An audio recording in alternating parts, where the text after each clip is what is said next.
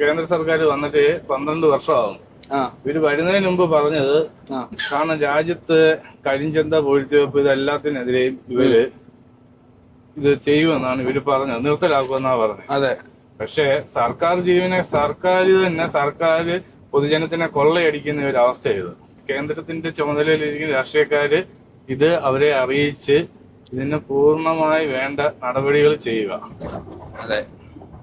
കേന്ദ്ര ഇന്റലിജൻസും കാര്യങ്ങളും ഒക്കെ ഉണ്ടല്ലോ. ഇഷ്ടംപോലെ സംവിധാനങ്ങൾ സർക്കാരിനുണ്ട്, കേന്ദ്ര സർക്കാരിനുണ്ട്. അത് വെച്ച് ഇവര് ഒരു ചെറിയൊരു ഓപ്പറേഷൻ നടത്തി നോക്ക്.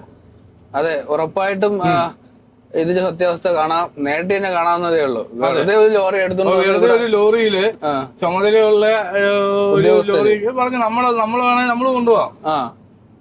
സർക്കാർ താല്പര്യപ്പെട്ട് ഒരു ഓഫീസറെ വിടുക, നമ്മൾ ക്ലിയർ ആയിട്ട് മൂപ്പരെ കൊണ്ടുപോയി ഇതെല്ലാം നമ്മൾ കാണിച്ചു കൊടുക്കാം. കാരണം ഇത് ഇവർക്ക് ശമ്പളം എല്ലാം കൊടുക്കുന്നുണ്ട്, ശമ്പളമുണ്ട്, PF ഉണ്ട്, പെൻഷൻ ഉണ്ട്.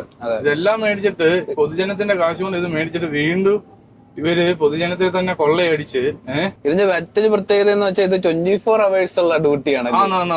ഇതിപ്പോ രാത്രിയും പകലും ഇല്ലാതെ പിടിച്ചുകൊണ്ടിരിക്കുകയാണ്. ഒരു വണ്ടിന്ന് 700 രൂപ 500 രൂപ വെച്ചാണെങ്കിൽ ഇവിടെ ഒരു 500,000 വാഹനങ്ങൾ, ലോറികൾ ഇതുവഴി ദിവസവും പോകുന്നുണ്ട്.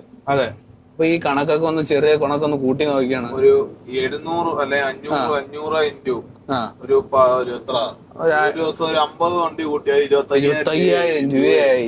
ഒരു 50 വണ്ടിയാണ് സത്യം പറഞ്ഞാൽ നാഷണൽ ഹൈവേ കൂടെ ഒരു മണിക്കൂർ നിന്ന് 50 കാണാൻ പറ്റും. 50 അതിപ്പുറത്ത് വരും. മിനിറ്റിന് ഒരു 10 തമിഴ്നാട്ടിൽ നിന്ന് വരുന്ന വണ്ടികൾ, ആന്ധ്രാപ്രദേശ്, നമ്മുടെ വിശാഖപട്ടണം, അതേപോലെ തന്നെ ജാർഖണ്ഡ് പോകുന്ന വണ്ടികള്, ഇവിടെ ആസാം, മിസോറാം, മണിപ്പൂര്, ഈ നേപ്പാള് പോകുന്ന വണ്ടികള്, അതേപോലെ തന്നെ ഈ ഛത്തീസ്ഗഡ് പോകുന്ന വണ്ടികള് എല്ലാം ഇതുവഴി തന്നെയാണ് പോകുന്നത്. അപ്പൊ ഇത് ചെറിയ കണക്കല്ല. 50 വണ്ടിക്ക് 25,000 ആണെങ്കിൽ ഇവിടെ ലക്ഷങ്ങളുടെ കൈക്കൂലി ഒരു ദിവസം വാങ്ങുന്നുണ്ട്. അതെ അതെ. ആക്ച്വലി നമുക്ക് 700 രൂപ കൊടുക്കേണ്ട ആവശ്യമില്ല. കാരണം ഒരു വർഷത്തേക്ക് നമുക്ക് ഈ വണ്ടി എവിടെ ഓട്ടിക്കാനുള്ള, എവിടെ വേണമെങ്കിലും പോവാനുള്ള റൈറ്റ് ഉണ്ട്. നമുക്ക് അതിന് എക്സ്ട്രാ ഒരു പേപ്പർ കാണിക്കേണ്ട. അതിന്റെ അല്ലാതെ അവര് പേപ്പർ ചോദിക്കാൻ നമുക്ക് പേപ്പർ കാണിക്കാം, നമ്മുടെ പേപ്പർ ഉണ്ടല്ലോ. അതെ. നമ്മുടെ 2 വണ്ടി ഒരുമിച്ചാ പോണത്.